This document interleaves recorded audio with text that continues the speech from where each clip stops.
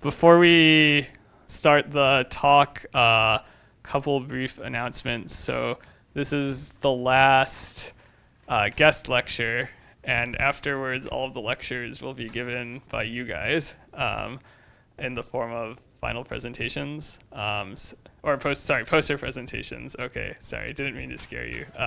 Poster presentations. And Samane, you said you're going to post on Piazza the information about that.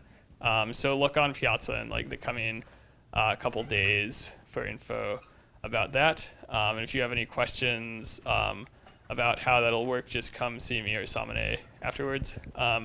Okay, so then, for a final lecture, we're really happy to be joined by Noah Goodman. I actually first met Noah when I was an undergrad at MIT, and he had just done a PhD in, I think, like algebraic topology or something. High school student at that, yeah. Oh, okay. I guess I met Noah when I was a high school student, and he had just finished a PhD in, I think, algebraic topology, but decided that instead he really wanted to understand how cognition works. So he joined Josh Tenenbaum's group at MIT, later became a professor at Stanford, where he is now, and has been doing a lot of cool work at the intersection of computation, language, cognition, and machine learning, and probabilistic programming, which is what he'll be talking about today. Thanks.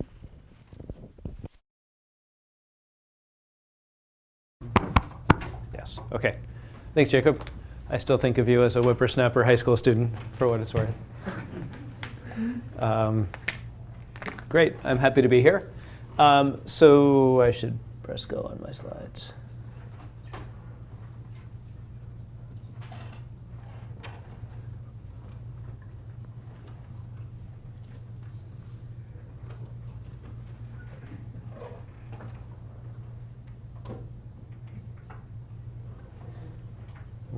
Okay, hold on. Let me do something.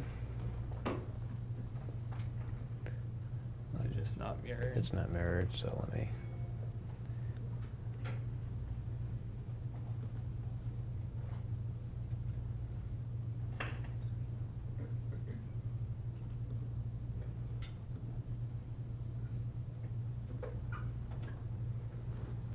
Okay.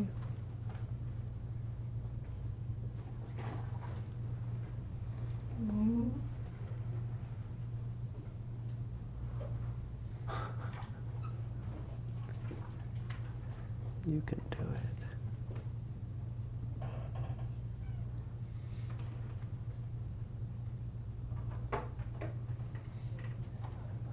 Okay, cool. So I'm happy to be here. So there were a bunch of things that I could have told you guys about today, and Jacob told me not to talk about all of those. So instead I'll tell you about probabilistic programming. So just kidding. I won't tell you about language, which is the other main thing that I work on. What I want to talk about today is, first I'm just going to give you kind of a little bit of a tutorial introduction to the idea of deep probabilistic programming languages. I think given that this is a class, kind of a moderately gentle introduction will probably be good, and it'll give us a chance to talk about more details in the discussion period. Then about halfway through, I'm going to abruptly switch directions and do something that looks totally different. I'm going to tell you about how we've been using some ideas from machine learning to do better feedback for teaching kids how to write programs, how to code. But it's going to kind of come back together, and I'll try to explain why I think these are kind of related ideas and related to the idea of interpretable, usable machine learning. And you guys should feel free to stop me in the middle and ask me questions. We don't have to wait and discuss at the end. Also, I have no idea how long I'm supposed to talk. So the class ends at 5:30. We usually leave like 10 or 15 minutes at the end for questions. Okay, great. Okay, so out of curiosity, how many people have heard of probabilistic programming? Okay, and how many people have not? Cool, wow. Okay, maybe I don't need to give this lecture. Can I talk about language now instead? Just kidding. So the basic idea of probabilistic programming languages is that probabilities are extremely useful for representing knowledge about the world, in particular for representing uncertain knowledge that we have. And the probability calculus specifies how you should reason with uncertain knowledge.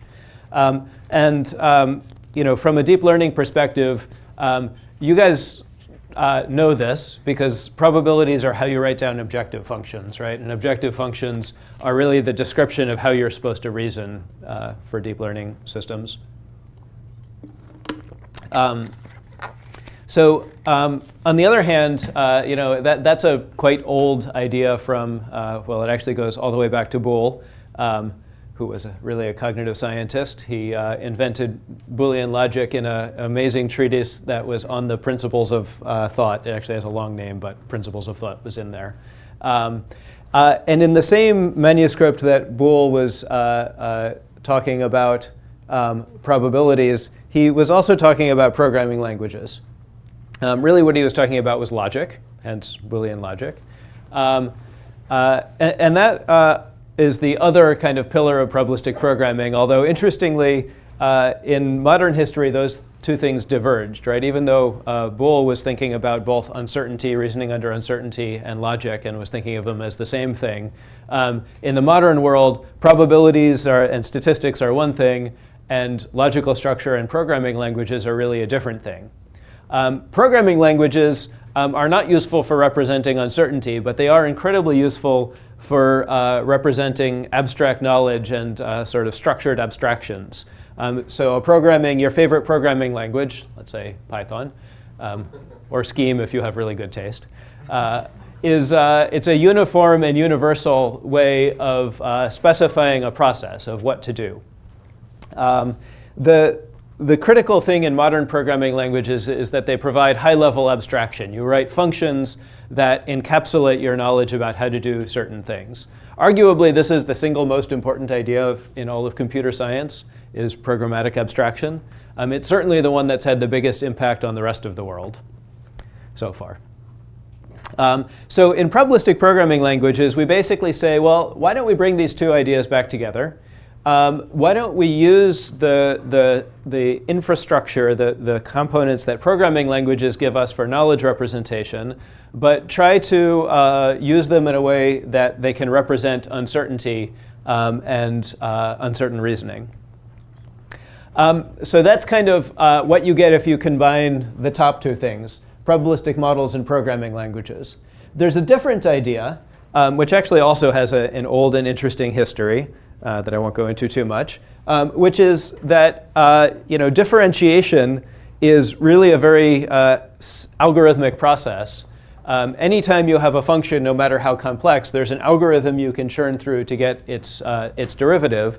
And because of that, you can take derivatives of programs. So automatic differentiation goes back at least to the 1950s and 60s, when people were first thinking about programs in computer science. You can't take the derivative of any program, of course. You can only take the derivative of a program that specifies a differentiable function. But the basic point is that it is just another program. It's another function to take the derivative of a differentiable program. So this idea of basically putting together differentiation with programming languages, the bottom two things, gives you a different really good idea, which is basically deep learning. Deep learning is basically differentiable programming. And what I want to talk about for a little bit now is what happens when you put all three of these ideas together, right? So if you're going to be doing probabilistic programming, that also makes use of the fact that automatic differentiation is available to make inference go better. So the recipe is something like you start with a nice high-level programming language. We'll start with Python. You introduce primitive distribution objects, which are the primitive sources of uncertainty, and the ability to sample from those distributions. You introduce something like observations, which would have the effect of reweighting an execution of the program, so saying actually prefer executions where this was the outcome, not that. And finally, you need some kind of inference mechanism to make explicit the resulting distribution over executions of the program. And just like in recipes, we add salt and pepper to taste, here we're going to add neural nets and automatic differentiation to taste so that we can get some variational inference methods when we want to. OK, let me show you a very concrete, simple, non-deep learning example of this, just to give you the kind of flavor of what I'm talking about. So this is a cool little thought experiment from psychology. It's about reasoning in team games. So this is tug of war. You all, well, how many of you have played tug of war ever? OK, and probably everybody else knows about tug of war. The interesting thing about our intuitive knowledge of tug of war is that on the one hand, it's really simple. On the other hand, it's really extremely productive and useful for reasoning about games. So for instance, we might say, we ran a tug of war tournament, and we, in game 1, Bob and Mary beat Tom and Sue. And in game 2, Bob and Bev beat Jane and Jim. I'm wondering, how strong is Bob? Okay. And what you would do in a probabilistic programming language is you'd have to go and you'd have to specify each of the functions, just like in a regular programming language. But then you have inference, which is going to go and answer a question like that for you. How strong is Bob? So how do you fill in the functions? Well, here's a kind of simple sketch of what it might look like. You might say, OK, well, first of all, there's a property of people, which is their strength. And to get the strength of a person, you sample from a normal distribution, let's say. Each person has a continuous value, which is their strength. On the other hand, people are lazy sometimes. They don't pull with their whole strength. So to figure out whether a given person is lazy on a given game, perhaps we sample from a Bernoulli. So we flip a coin to decide if the person is lazy on that game. And then the how hard somebody pulls on the rope, we're just going to say, let's just imagine that it's their full strength times some laziness factor, which depends on whether they're being lazy or not. So let's say they pull with half their strength when they're being lazy. Now, critically, tug of war is a team game. And so we have to say how the amount of pulling of each person on the team relates to the total pulling of the team. And I do that by just adding it up. So I say it's a loop that just adds up and says the total pulling is the sum of pulling of each person. And finally, I have to say who beats who. And so I have this basically just says team 1 beats team 2 with very high probability if team 1 is pulling harder than team 2. So far, this basically just looks like an ordinary program that makes random choices. And that's basically what a probabilistic program is. The trick with probabilistic programs is that since we want to reason about the random choices that we make along the way based on some outcomes, like the results of some game, we need to kind of keep track of side information like which are the random choices, and then we need to provide some implementation of this inference routine. We can actually do inference pretty straightforwardly in this model. And then since I sometimes am a psychologist, we can also go and run a human experiment and say, hey, does this extremely simple model have anything to do with the way that people would actually reason about team games, about tug of war? So Toby Gerstenberg and I did a really simple experiment with people where we just showed tournaments that had different teams with different players, and we showed which team won on each match. And then we asked people to estimate the strength of one of the players. Make sense?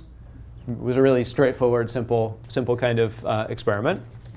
And then we can look at the inferences that people make versus the inferences that the model makes. So this is the mean, standardized mean strength judgment according to people. Each dot is one of the conditions. And the y-axis is the model prediction of the same thing, the strength of Bob, let's say.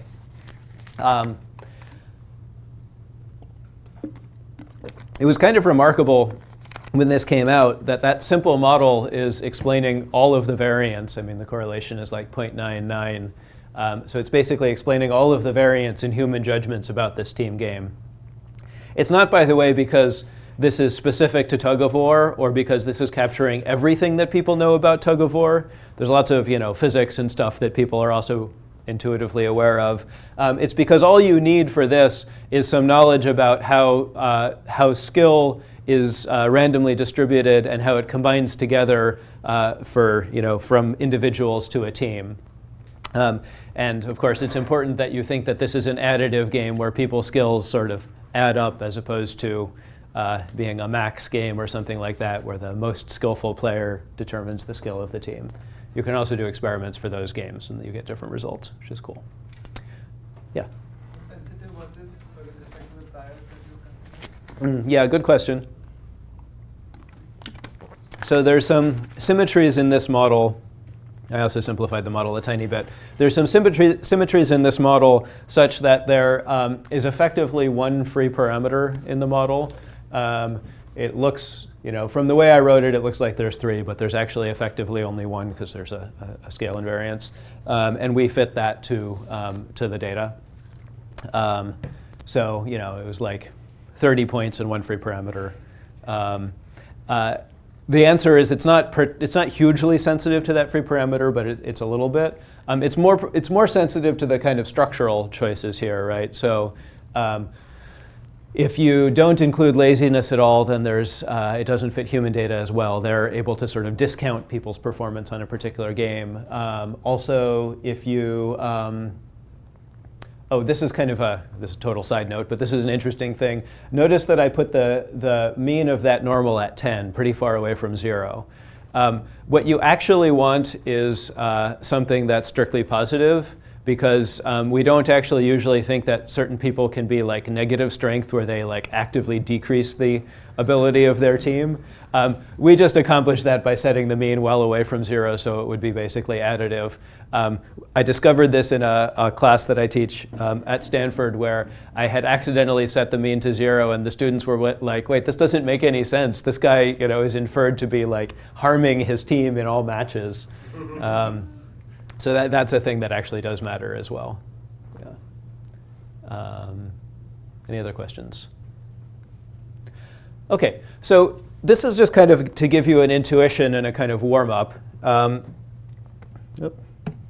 What I actually want to do is give you sort of a walkthrough what's really much more technical and in some sense more boring view into the modern version of this. So that model was something that we wrote down, probably 8 or 9 years ago. And inference is not particularly hard in that model. We can use kind of simple rejection or Monte Carlo strategies.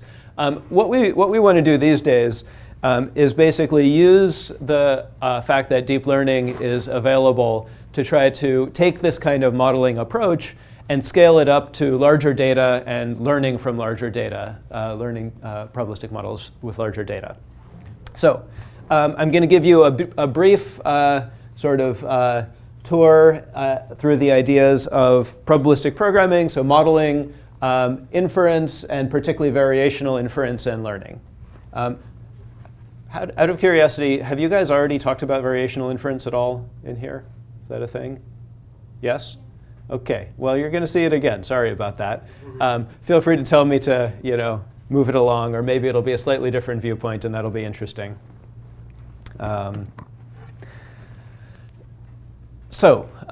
Here's a very simple kind of. It's even simpler than the tug of war example. This is a probabilistic program that determines whether it's going to be cloudy and what the temperature it will be, what temperature it will be.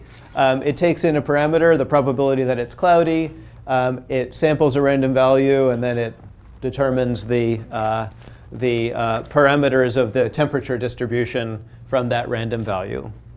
Now, this is just really an ordinary Python program. It's an ordinary Python program that happens to use the torch distributions library just so you can get random samples, but that's not important. It's just an ordinary Python program. And probabilistic programs at their heart are just programs with random choices to represent uncertainty you have about the execution of the program.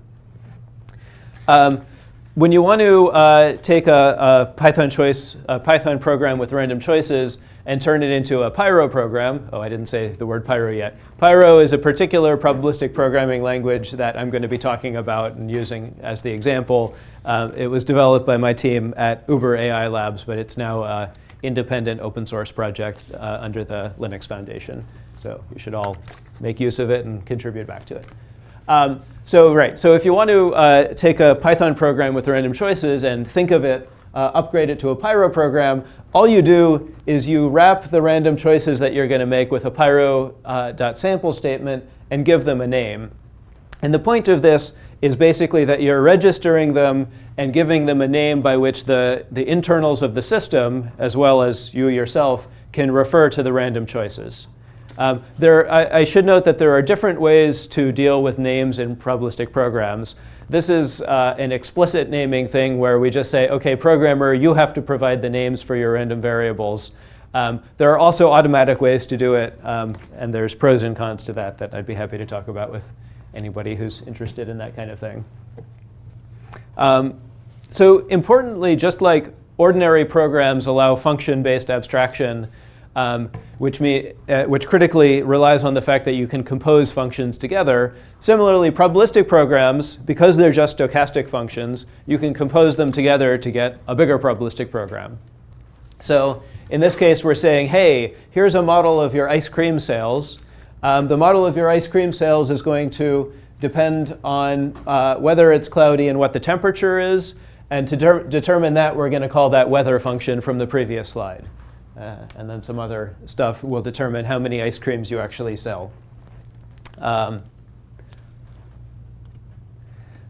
So in order to now talk a little bit more about how you do inference, well, let me just actually make the point here that one thing that you could be interested in, and that actually in real science we're interested in a lot, is just forward simulating, right? So this is actually a sufficient model to explore, for instance, how our expected ice cream sales will change as a function of the probability that we think it will be cloudy. And that can be interesting. In this model, it's pretty simple. But as you build up more and more complicated interactions by composing functions together, the results of just running the model forward and simulating can get complicated and unexpected. So in some sense, all of our climate change models are basically just very large probabilistic programs in that sense that have a lot of functional abstraction. They have a lot of components written by different people that plug together, and then they do these enormous simulations to run them to get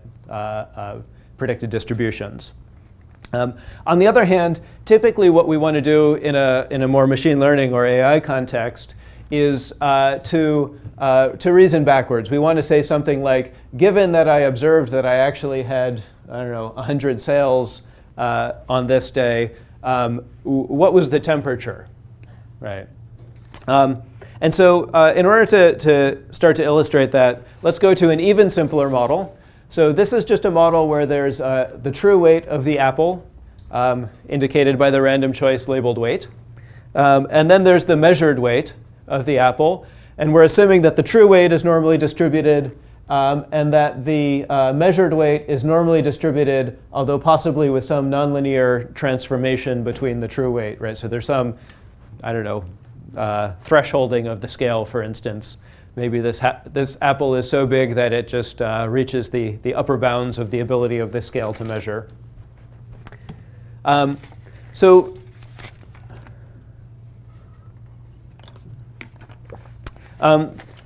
What we want to do when we're doing inference is basically to reason about the distribution over a latent variable like weight, given some assumptions about an observed variable.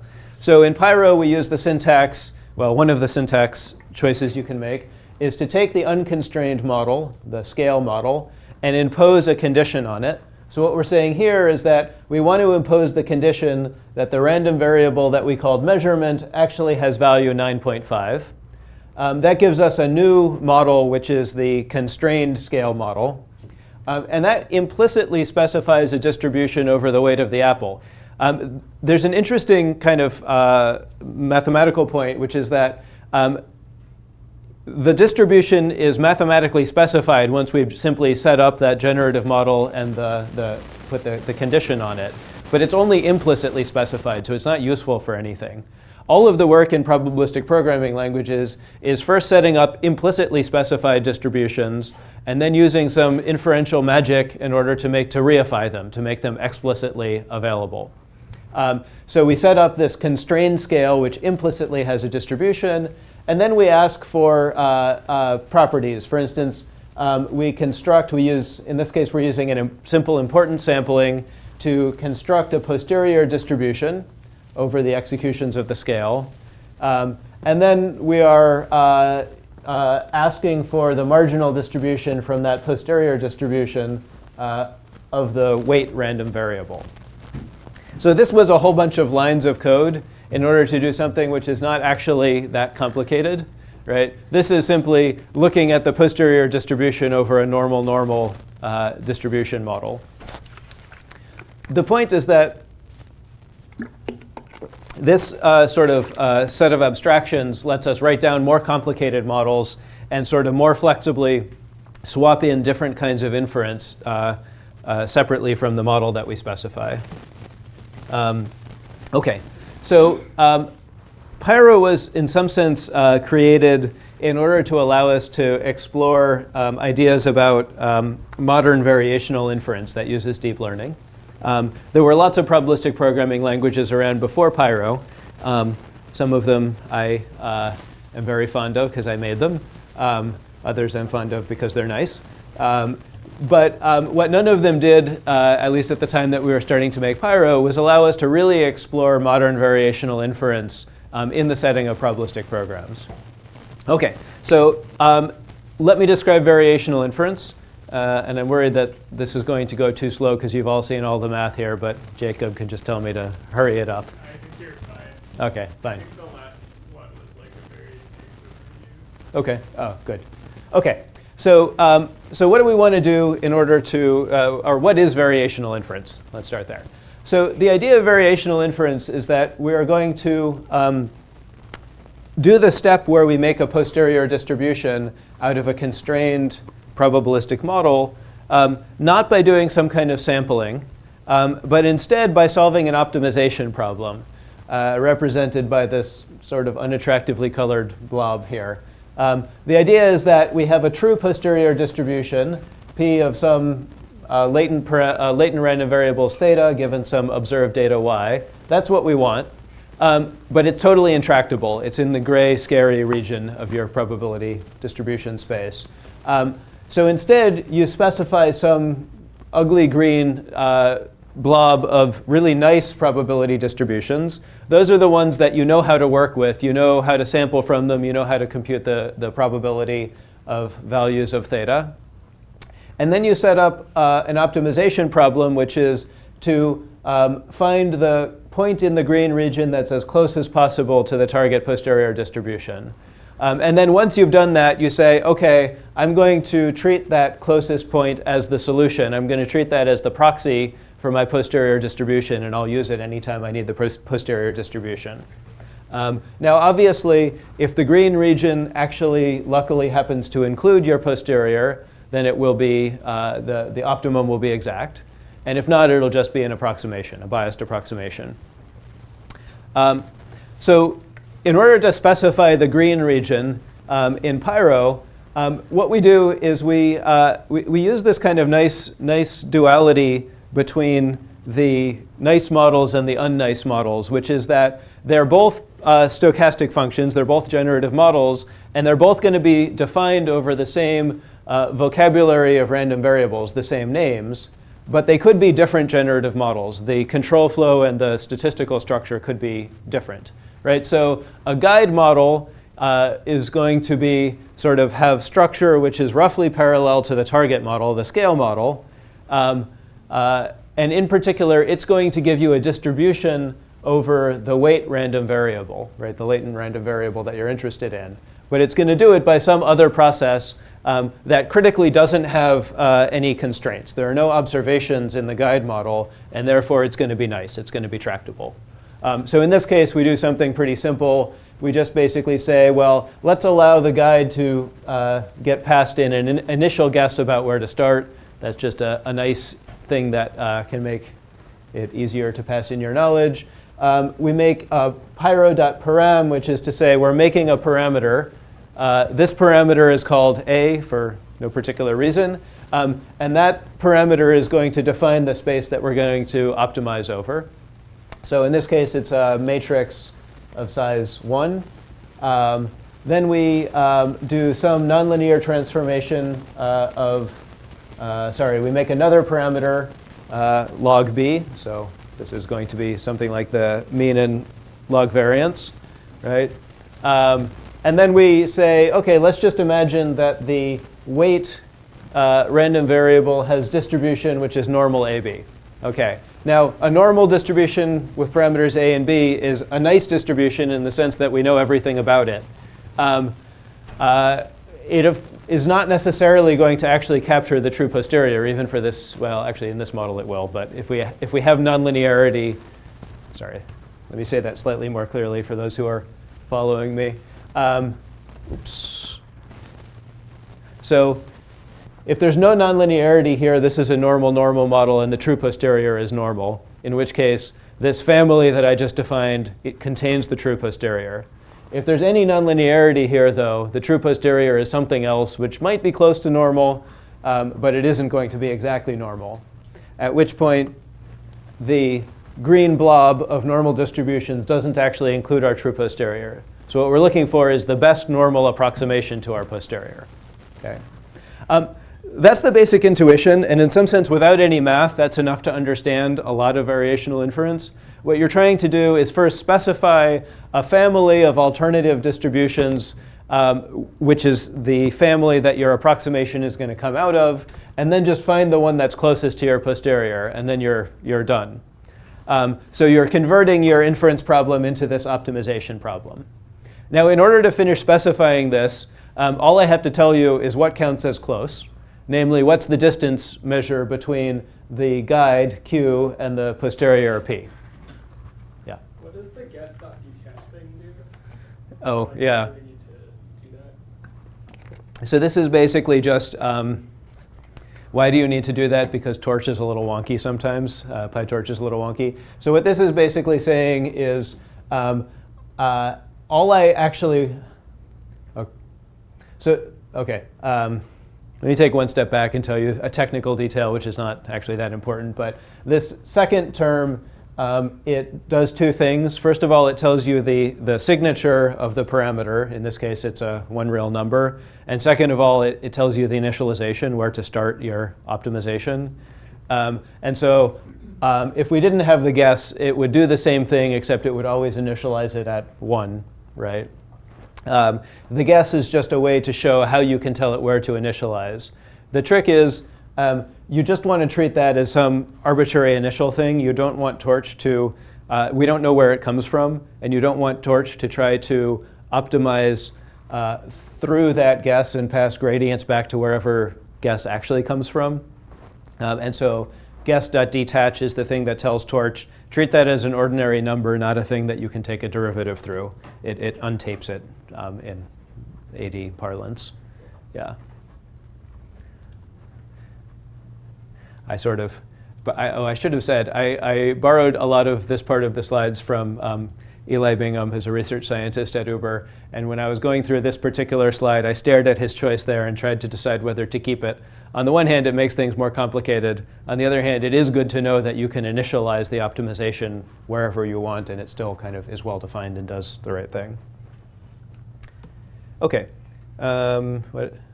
Sorry. Right. So I need to tell you how we define closeness, right? The distance between these two distributions.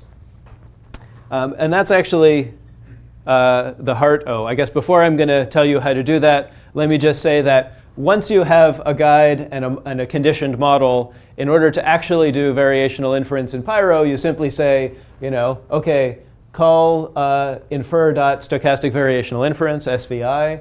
For this model, with this guide, and then the optimization stuff is exactly like it would be in PyTorch. So you use whatever optimizer you feel like using. And then you take some steps, and you really hope that you get back a curve. This is the distance between the two distributions that goes like that, at which point you say, aha, we win. Now let's do whatever predictions we actually wanted to do with this model. OK. But how do we actually define the distance between these two distributions? Well, I'm going to walk you through one way of thinking about this that I kind of like. There are a lot of different ways of thinking about how to derive this, this objective for variational inference.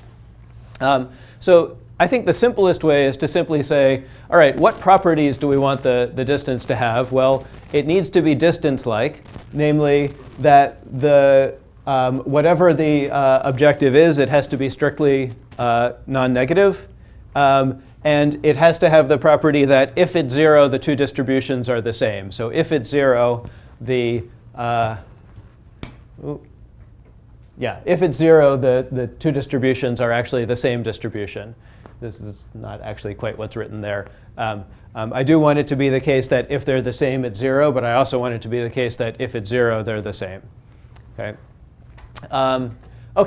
And one functional of distributions that has this property, the one that you probably think of if you've done a bunch of distribution math, is KL divergence. Is there a question back there? So when you say distance-like, what about like the metric spacing with the triangle equality? Like you don't care about that part, right? Yeah, that's why I said distance-like instead of metric, because we don't actually. So KL divergence, the one that we're going to use, is actually not symmetric.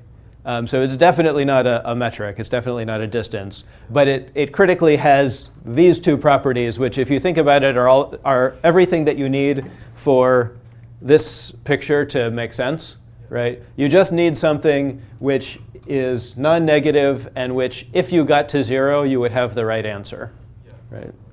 One other thing I was wondering, like KL divergence is pretty popular in terms of like probability distributions. But what about like Wasserstein distance or like optimal transport? Yeah. Is that? I mean, I guess it works as a metric, but it's just like hard to use as in the loss function. So Wasserstein is hard to use because of what we're going to have to do with the objective, the gradients we're going to have to take. There are people who use other distance functions here.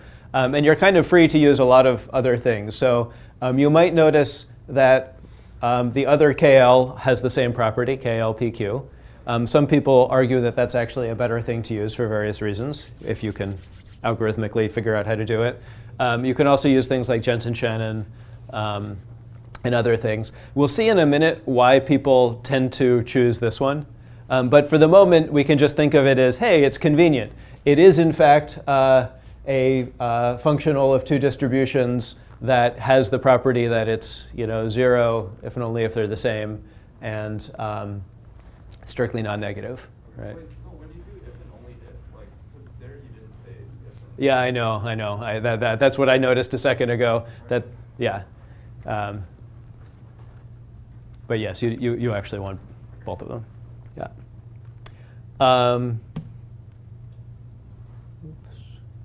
The same almost everywhere, specifically. What's that? If and only if they're the same almost everywhere. Yeah, that's correct. With respect to whatever, I mean, doing this in continuous spaces, we actually need to talk about the underlying measure. But with respect to the underlying measure, they're, yeah. Actually, ask Jacob to formulate that correctly for you. Don't ask me. I only have a PhD in math. I don't do math. So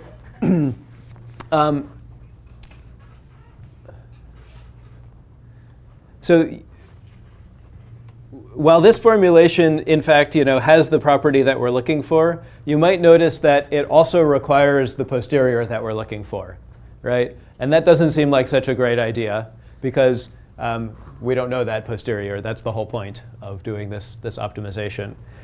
Fortunately, there's just a little bit of mathematical massaging that you can do where you realize that the posterior we're interested in is going to be equal to the joint probability up to some constant. And that constant doesn't depend on the parameters that we're optimizing over. And so for the optimization problem, that constant doesn't matter. So another way to think of it is, OK, let's define the KL divergence equation we had before, but only with the joint. Call that elbow. Why elbow, I'll tell you in a minute. And then we can pretty immediately see that that's the same thing as some constant minus the KL divergence. I switched the order because that's convention. And so if we want to minimize the KL divergence, then we can just maximize this elbow. And we don't care about the constant for purposes of maximization. Make sense? OK. And so that's basically what we do when we're trying to do inference, variational inference, so inference by optimization. We say, great, now we go to the races, and we try to compute the gradients of that quantity with respect to parameters of Q. There's some technical things to say about actually computing those gradients, but I'm not going to do it unless you ask me to, in which case I'll do it on the board. But the other half is, so far what we've talked about is variational inference, learning a distribution over some latent random variables. What if we actually want to learn the model, though? That's, of course, what we want to do a lot of the time in a machine learning context, is do model learning. And that amounts to learning the joint distribution P over X and Z. Now, we have two choices about how to think about that from a variational point of view. One, which in some sense is more principled and kind of elegant, is to say, great, we're going to make the entire model a random variable. So we'll write a probabilistic program that says, sample me a model, and now do everything else. And then we're kind of done, because we already talked about how to do variational posterior inference. The only problem is that formulating the posterior inference that way turns out to be pretty hard unless you make a lot of simplifying assumptions, which we could do. But there's a more direct way, which is the way that people usually do it. So it's the way that I'll show you. By the way, that's the fully Bayesian way of formulating model learning as, in variational inference. The other way is to say, OK, let's think separately about the objective we might have in learning a model. The conventional objective, this is not the only one, by the way, and it's not clear it's always the right one. But the conventional objective is that we want to look at the marginal probability of the data that we actually observe. X is the observed data. And we want to find the model that maximizes the observed data. So the model that makes the observed data most likely overall. Right, so maximize that. The problem is that integral is generally intractable. And so we can't directly maximize that marginal probability of the data. This, by the way, you guys have all heard this before, presumably. Yeah, OK, good. On the other hand, there's this nice happy accident that happens. So remember we defined the elbow like this, as some constant minus the KL. Now, if you go ahead and solve that equation and figure out what the constant is, it takes not very much, basically just use the definition of conditional probability, to discover that the constant is exactly the marginal, well, log of the marginal likelihood of the data, so log P of X. So that's really great, because it means since the KL divergence, actually let me go back to that equation for a second. Since the KL divergence is non-negative, right, that means that elbow is the true marginal likelihood less something, right? So elbow will always be a lower bound on the true marginal likelihood. Which is what that says. And so that's great, because it means that as we're maximizing the elbow, we are pushing up the true marginal likelihood. Now, there could always be a gap, right? That bound will only be tight when Q and P are actually the same. But at the very least, if we go on maximizing elbow, then we go on pushing up the, our best guess about the marginal likelihood. So elbow actually stands for the evidence lower bound because of this property. And so this is an interesting viewpoint on all of this, where we started out trying to do posterior inference against a nice fixed generative model. And then it just happens that the math was such that the objective we were optimizing also happens to be a lower bound on the marginal likelihood. And so we can go ahead and also use it for doing model learning. Okay? And the reason I say also use it is because previously we were taking gradient steps of elbow with respect to the parameters of Q, the guide family, right? And now I'm saying, well, let's go ahead and also take gradient steps with respect to the model, P, which I think confusingly we used theta as the parameters of this as well as the random variable, but ignore that. And so this is the other viewpoint. It's a not very Bayesian viewpoint on model learning, right? Because I'm not actually solving model learning by sort of looking at the distribution over models and then looking at the prior and the posterior distribution over models. But I get to basically the same point, that I have this one objective, the elbow, and if I optimize it, I will be both solving the problem of inference with respect to the latent variables of the model and also optimizing the model. Any questions about that? And this, by the way, is the reason that people tend to like KL, because it has this kind of relationship to the marginal likelihood of the data. If you, for those of you who feel like going and doing some fun math, if you wanted to use one of the other divergences, you could still derive a formulation for model learning, but you would want to do it via the kind of fully Bayesian thing where you promote your model to a random variable, and then you have to put a guide or variational distribution over that posterior, and you would typically use a delta distribution in order to avoid having much more complicated problems to solve. But then that lets you do it using other divergences. Why do you need that for the other divergences but not KL? Because they don't have the property that they immediately give you marginal likelihood of the evidence minus something positive, right? So they're like they don't automatically have a relationship to the marginal likelihood, basically. Yeah, some of them do actually, but not in general. So you use that to learn both the theta and the phi Yeah. at the same time. At the same time. Okay. Yeah, and the reason I'm describing it this way is because, so far, up until the point where we said, hey, wait a minute, that's actually related to this, evidence, the marginal likelihood, we were only talking about optimizing with respect to phi, and that was in order to do posterior inference. And so it's kind of almost this like crazy accident that we can optimize the same thing with respect to theta in order to get a better model. And then that's what one generally does in this kind of setting, is you say, OK, now as long as our elbow is our objective, we can optimize it with respect to theta and phi at the same time. And it will both give us better inferences because of this and better model because of that. That's the theory anyway. Of course, it sometimes works well in practice and sometimes doesn't. Any other questions? OK. OK, so now, OK, well, that's fine. Now let me give you a little mini case study. This is a really standard model, and it's kind of boring in some sense, but it's also like the simplest possible model of this form, so it's worth just walking through and showing it to you. Then I'm going to switch gears, and I'll come back to models in this family at the very end. OK, everybody knows MNIST. MNIST looks like that. The sort of unsupervised generative approach to MNIST in this kind of approach is usually these days called the variational autoencoder. It was simultaneously written about by a bunch of people, but this paper by Derek King-Ma is probably the most readable of those, which sadly is not actually saying that much. It takes some reading. The point, though, is that as a generative model, it's incredibly simple.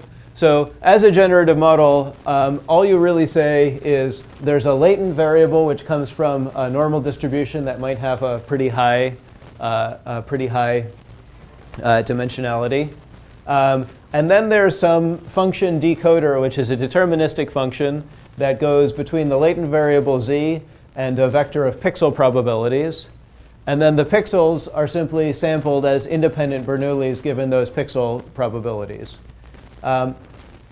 I'm not going to go into a huge amount of detail about some of the constructs here, but I'll just say pyro.plate is the way of representing plate notation or iteration in Pyro. And it critically tells Pyro that there's independence between the observations, between the images. And Pyro can leverage that for internal things that make it, make inference go better. Decoder, I think this is on the next slide. Decoder is an ordinary PyTorch neural net. And what happens when you call pyro.module on that is simply that it says, this is a deterministic function, and I'm going to extract all of the parameters and treat them as trainable parameters with respect to Pyro, with respect to the probabilistic program. It's really nice because you can flexibly then use any differentiable program that you want that you can write down in PyTorch and include it as a component in your probabilistic program.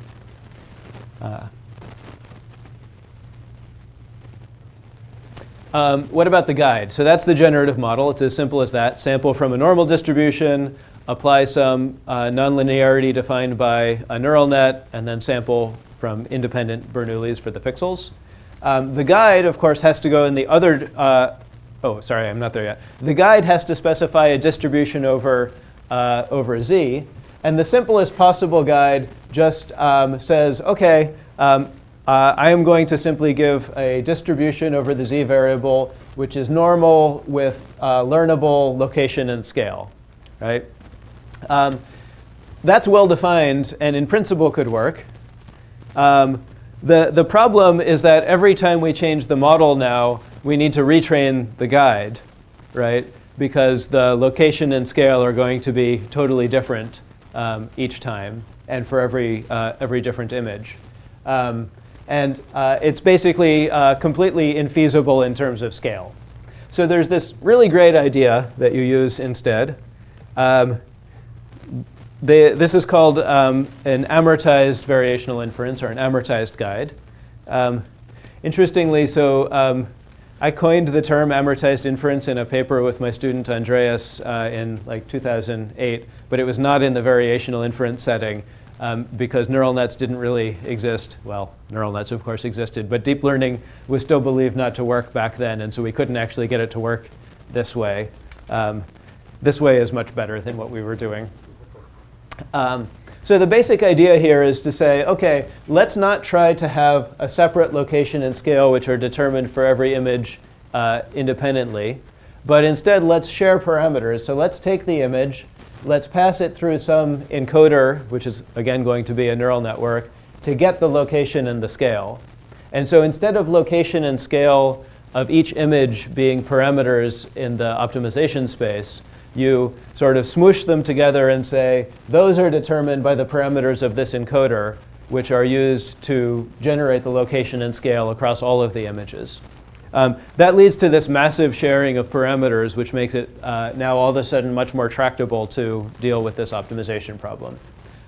Otherwise, the guide is really simple. You just say, OK, for every image in your data set, you spit out, you compute the location and scale from your encoder, and you sample over Z as a Gaussian with those parameters. And then you do inference and, in the same way by calling pyro.infer.svi, and you see an elbow curve which is going up, because that's what optimization is supposed to do. And you say, hooray, we succeeded. Mostly I was showing you this just to show you what the pieces look like in a kind of more realistic problem. The results are, of course, not terrible. The images generated, so this is just forward sampled images after training, and they're kind of digit-like. You can do better with a little bit more capacity in the model and a little bit more training time. But they're not bad. They look more or less like MNIST digits. More interesting is looking at the latent space, because remember, this is a totally unsupervised model, right? You just showed it a whole bunch of digits. So then you can look at the latent space, so the Z's, and each dot is one of the MNIST, held out MNIST digits, and it's colored by its actual category, right? And so what's beautiful about this is you see this like very nicely organized latent space that has clusters that correspond very strongly to the different digits. and some of them are interpretable in terms of the failure to, like, these two clusters are kind of, smooshing up quite against each other, and I believe that's, I think it's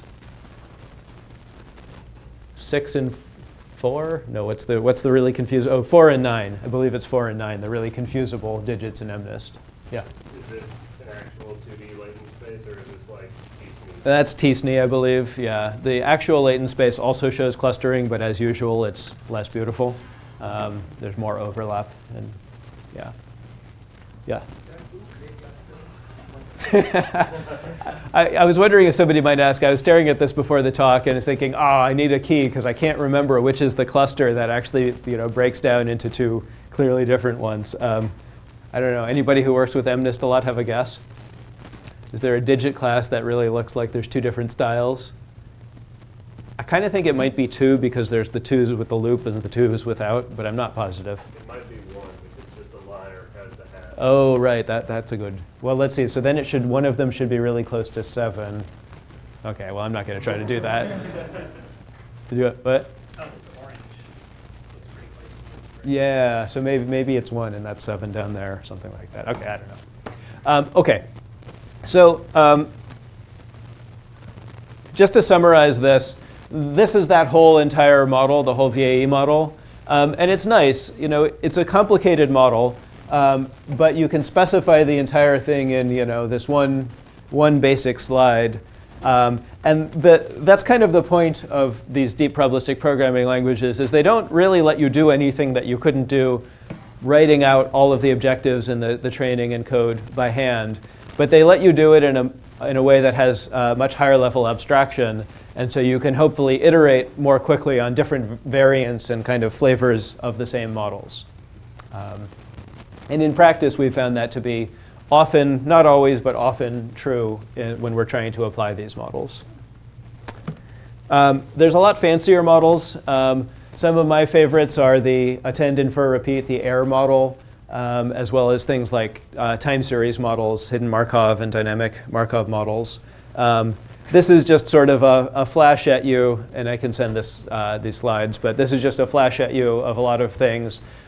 If you're interested in the internals, take a look at the mini Pyro tutorial, which is linked from the Pyro site. It's a stripped down version of Pyro that you can write in, well, Eli claims less than 500 lines of code, something like that. It's a small language.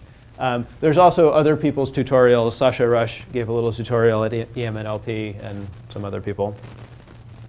I want to switch topics though now, and I'm going to come back to unsupervised generative models at the very end. You said I get to go until 5:30, or am I supposed to stop now? You should stop around like 15 or 20. Okay, let me tell you very quickly about how we solved code education. So it turns out education is a really hard problem, and it's getting more expensive over time, which is worrying. MOOCs are kind of cool, and there's a lot of them. But it turns out that people drop out of MOOCs at a really worryingly high rate. This is the completion rate of different MOOCs. The one at the top is only 36%, and it's equine nutrition. Things that actually matter are much more disastrous, like 2% completion rate. So the basic problem is engagement, that students start out and there's no feedback that comes from these online education experiences. And so if we could solve providing good feedback at scale, we might be able to increase the engagement and keep students with us. In general, the feedback that you get from these online education sites, especially for programming, is terrible. Either it's like just the raw error messages, which, as we all know, don't make any sense whatsoever, or it's very vague feedback like, something's not quite right, keep going. So state of the art for providing feedback is kind of what you would imagine. You get as big a set of labeled examples as you can, and then you run an RNN to predict those labeled examples. The problem is it's not very good. It's actually, like, in terms of accuracy, super far from human level accuracy. Arguably, it's uninterpretable, and we could talk about that. But critically, it requires a lot of labeled examples, and it's actually really hard to get these labeled examples because you need basically, programming teachers to go and label programs. But they can't just label any old program, because most of the programs, there's a Zipf-ian distribution over programs, and so most of the random programs that you sample are the same. So you actually have to label a lot of programs and cleverly before you get anything like any data. We went and for our gold standard set, we labeled 800 very simple block-based programs, and it took 26 hours. It was just painful. Code.org, which is a huge website for code education, tried to get labeled examples, and they eventually gave up because they just couldn't get enough labeled examples. They couldn't get people to do it because it's really unpleasant and time-consuming. Does label mean like grade program or No. from a finite set of errors they made? Yeah, so pick from a finite set. Do I have this? I might flash it up later, but it's basically like, just imagine that somebody told you the set of possible conceptual errors, right? Because what you need for providing feedback is not just correct or incorrect. It's like, what was the mistake that was made? Yeah. But there's only a finite number of mistakes that are. We're assuming that there's a finite list of types of mistakes. It's not actually true that there's a finite set of mistakes. Yeah. So we got access to this code.org data set, which is quite awesome. Apparently there are 610 million students who have used code.org, which is like a significant fraction of the kids in the US. We were focusing on a much smaller subset of 8 exercises, but it was still 1.5 million examples. But these were unlabeled examples, right? So we had a lot of unlabeled data. Okay, I'm going to kind of go a little bit quick.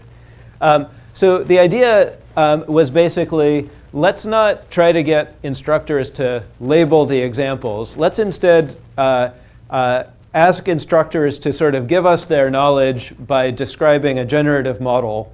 And the idea behind this is that, much like it's kind of natural to write your uncertain knowledge for a domain like tug-of-war as a probabilistic program, it's also actually, we hypothesize, kind of natural for teachers, well, at least programming teachers, to write down for us a story about how you could get different student solutions, correct and incorrect ones.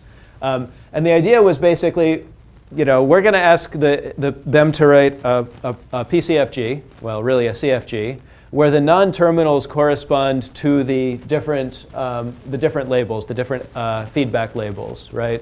So for instance, the instructor might say, okay, if they move the wrong direction, then they're going to generate programs like this. Otherwise, they're going to see whether they're looping, whether they understand loops. If they understand loops, then they'll use this block, but otherwise they won't. And the hypothesis was basically, if we made this kind of simple little high-level language for specifying these generative rubrics, it wouldn't take instructors too long to write them down. And then we could use them as an infinite source of labeled examples that wouldn't quite be from the true data distribution, but it would be good enough, and we could correct for that later. In fact, it actually only took about 20 minutes for somebody who had been teaching these problems to write down one of these rubrics.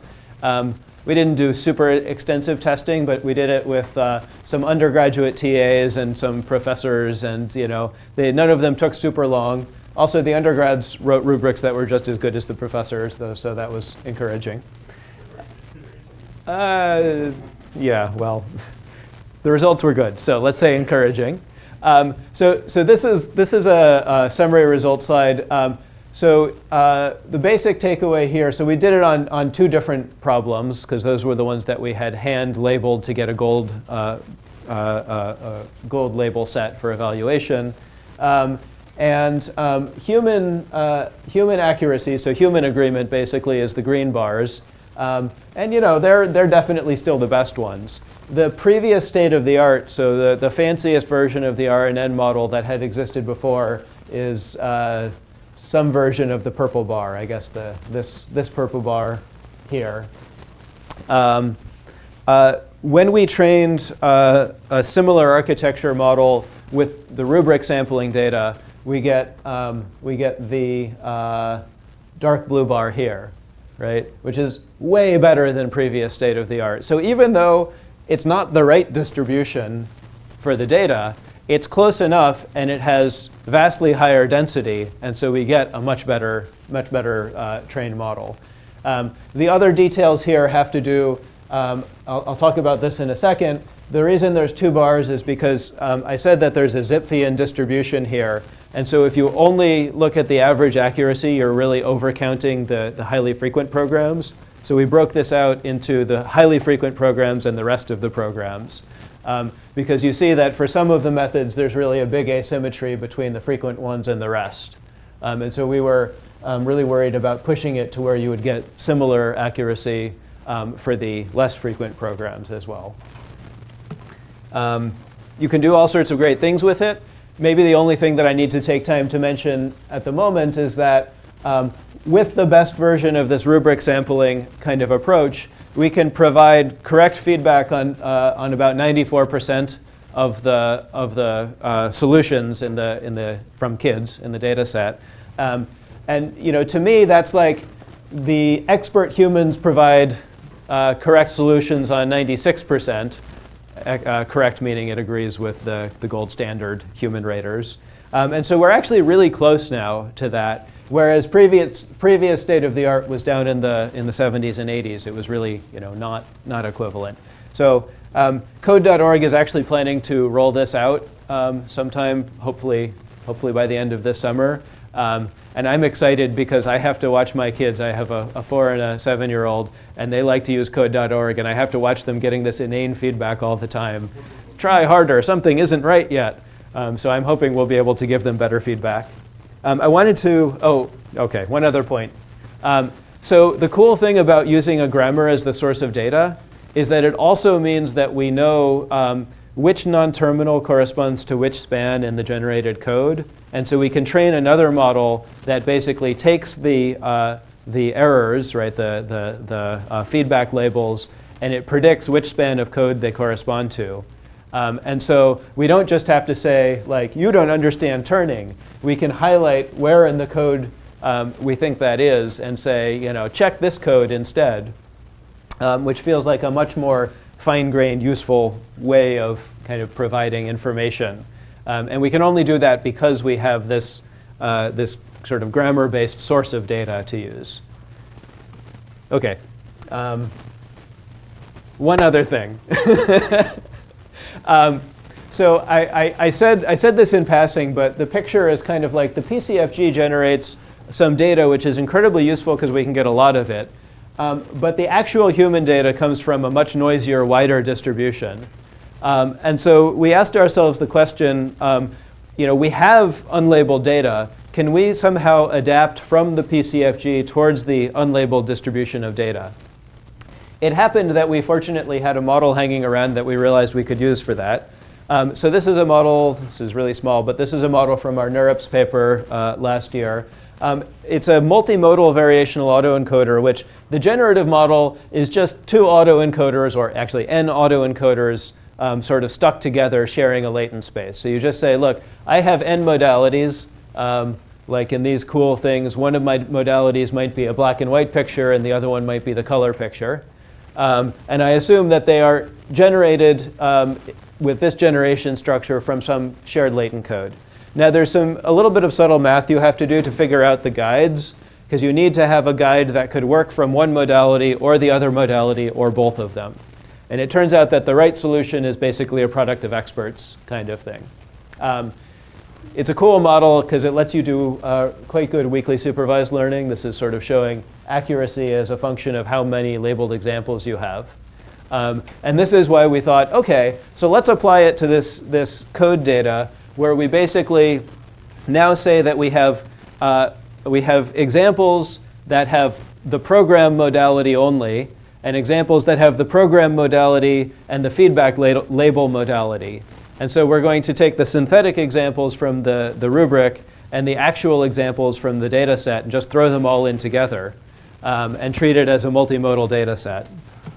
And that was actually the best model that I showed you, is we start with the PCFG, And then we actually train this multimodal variational autoencoder such that it can leverage the unlabeled data that you have in the code.org data set.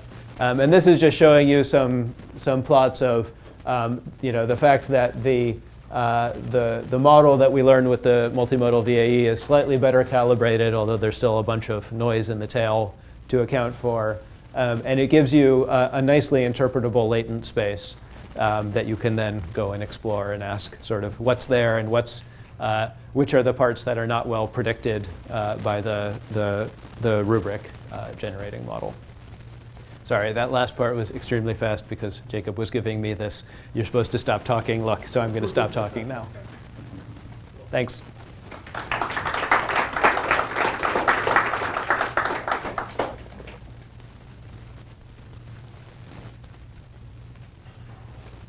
Do I just take questions? Yeah. Okay, cool, yeah.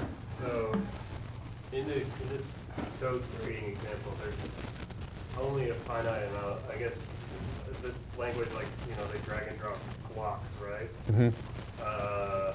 So how would it, scale? Like, would they even work? Would you be able to create, context-free grammar for, a real programming language? Yeah, so we're doing that right now. So Chris Peach, who is the co-author, the senior co-author with me on this, he teaches CS106A at Stanford. That's the Intro to Programming class. And so, they write Python programming assignments. And he desperately wants to make this work there, because then, he has to do less work in his job. And so we're trying to scale this up. And it actually, it works. I predicted it wouldn't work at all. But it actually works okay. It does require a couple of additional algorithmic tricks. So one of them is basically a fancy kind of Wang-Landau sampling, where you force oversampling in the tails of the distribution, because otherwise the inference neural net just overfits to the high frequency things. And there's a few other, there's another trick about exactly how you structure the inference networks when you have potentially many different non-terminal steps. But I guess the story is, yes, it requires a little bit more, but it does work there. Also, you might be noticing, wait a minute, isn't that the parsing problem for natural language parsing? And yes, the same technique actually works there. We can parse pen tree bank reasonably well, which is not that amazing a result, because there's lots of things that can parse pen tree bank, but this approach can do that.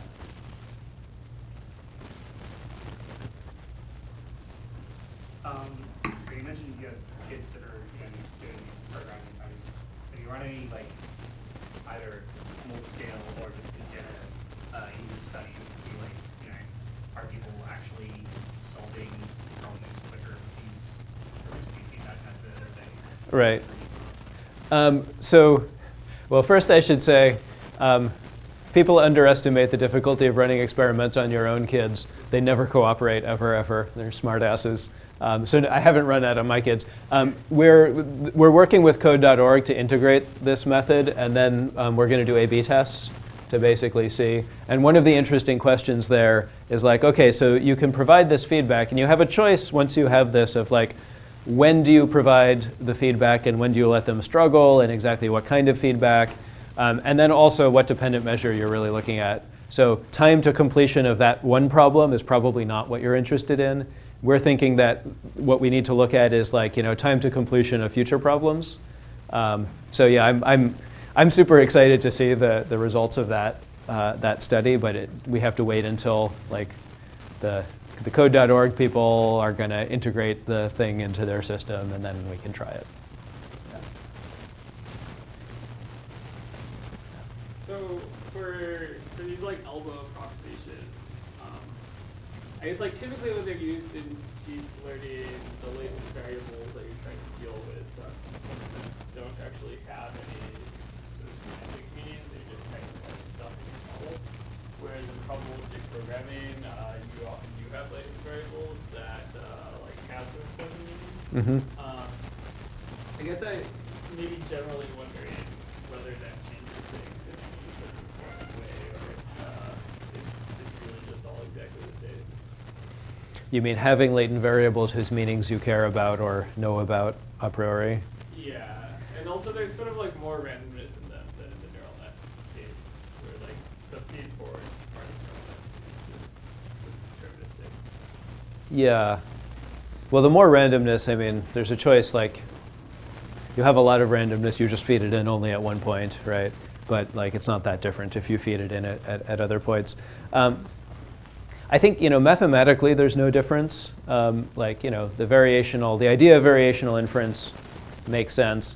And in particular, when you're using variational inference for inference, I think it actually, which is more or less what we were doing in the code case, I think it makes sense and nothing really radical changes. I do think that weird things happen when you then are using the elbow, when you're using variational inference for model learning, but you want to have a more structured model that has sort of more structural knowledge built in, like in the probabilistic programs. Because what happens there is that the high dimensional parameter spaces that you get from deep learning, they're sort of free to use that capacity however they want. And so there's sort of nothing to keep them segregated where they make sure to use the capacity over here related in the way that you want to the random structure here, and then the capacity over here related to the parts over here. So I think basically when you have free, fairly unconstrained deep learning components low down in your model between sort of structured latent variables and the data, weird stuff happens. And it does kind of go wrong because, like, there's nothing that enforces the semantic role of the latent random variables. When, on the other hand, you have kind of structured combinations low down close to the data, like, I use a renderer and then I have a transformation, but I'm going to learn, those pieces. Then I think it works pretty reasonably, and normal stuff happens. And to me, this is actually like one of the big open questions of like how this whole deep generative model thing is gonna pan out in the long run. Like, people like Josh Tenenbaum like to build the whole generative model as something that they know a priori and just have tiny little pieces up high that can be learned. And then the work of the deep learning is to do inference, right? So that's the kind of purely inference view of variational inference. Whereas the variational autoencoder is like, no, throw out all that structured knowledge and just learn everything all together. Hopefully there's something that's somewhere in between, because for one thing, the variational autoencoder doesn't actually work amazingly well for a lot of problems. But I think we don't actually know the best practices for making those models. Yeah.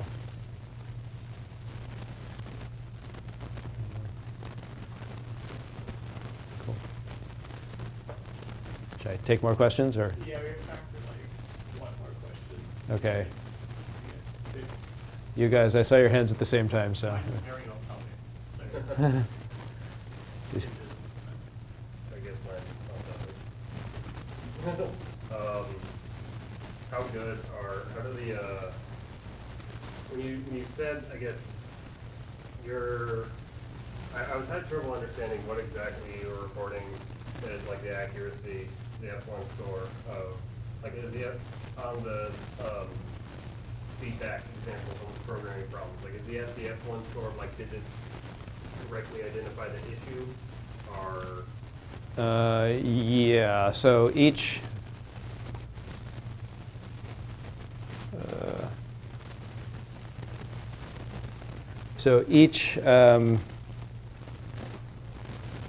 each label is just, each label. This is finite, okay, yeah, the finite number of Yeah, mistakes. yeah. So you can think of it as just an n-label classification problem at the end, right? Which is how previous state-of-the-art just treated as like a standard n-way classification, or sorry, n-label classification problem. And so this is just the N1, the F1 for that labeling problem. Oh, okay. And there's no, I guess, meaning of quality of the feedback, besides if it identified one of the 8? Well, no, I mean, so in this setting, the instructor basically determines the categories in writing their rubric, right? So if they didn't decide on good categories, then we can't help them with that. Something that we're trying to do in some follow-up work is basically to discover deviations between the empirical, unlabeled empirical distribution and the predicted distribution by the rubric, and then use that to suggest to the instructor additional, types of basically say, hey, these two programs maybe should have actually been considered different. Do you want to introduce a new, kind of label, a new type of feedback? Chris thinks that's really important, actually. So we should probably call it there.